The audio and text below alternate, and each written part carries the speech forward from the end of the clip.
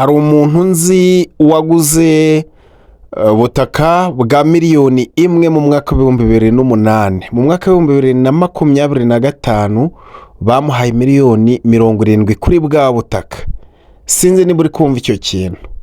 Nawe rero ushobora kwigurira ubu butaka burimo kano kazu uyu munsi kuri miliyoni yawe imwe n'igice, nyuma y'igihe ntazi ukazabona amafaranga ntazi. Ikigaragara azaba ari menshi. Ubu butaka burimo kano kazu buherereye mu murenge wa Nduba, akagari ka Butare, umudugudu ni Kidahe. Ni ubutaka bufite icyangombwa cyihariye ku buryo igihe waba umaze kubugura wahita ukorerwa mitasiyo ukabubika, cyangwa se kariya kazu ukaba wagasabira icyangombwa ukagasana cyangwa se ukakavugurura, hanyuma ukagaturamo ukaba ugize iwawe. Ahantu ubona kuri wowe wavuga ko ari mu cyaro, nta kibazo. Aho dutuye uyu munsi cyangwa se aho twita mu mujyi uyu munsi hahoze hameze gutya.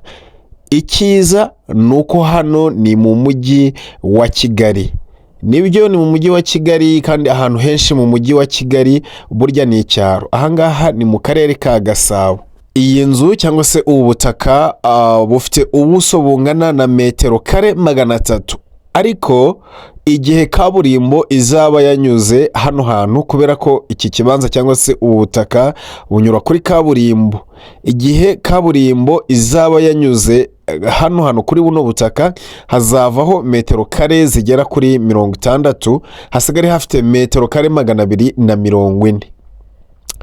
Nimba uri kubibona neza, munsi y'ubutaka hari agahanda kahanyuze. Ako gahanda rero niko kaburimbo izaba imeze kuri master plan.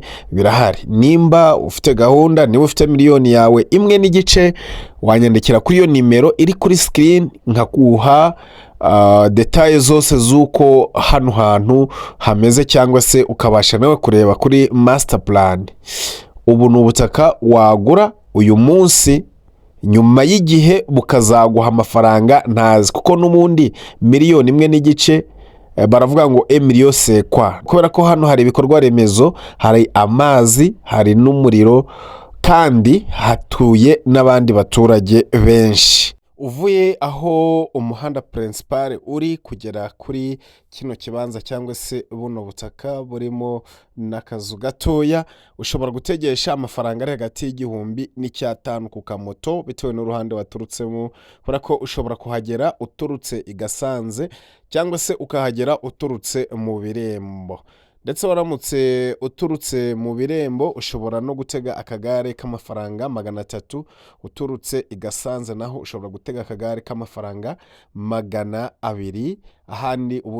ahandi hatoya ukahagenda n'amaguru. Karibu rero. Niba kandi nawe ufite undi mutungo, cyane cyane inzu cyangwa se ikibanza, ukaba ushaka ko tubihuza n'abakiriya, nawe nyandikira kuri iyo nimero ureba muri screen yawe.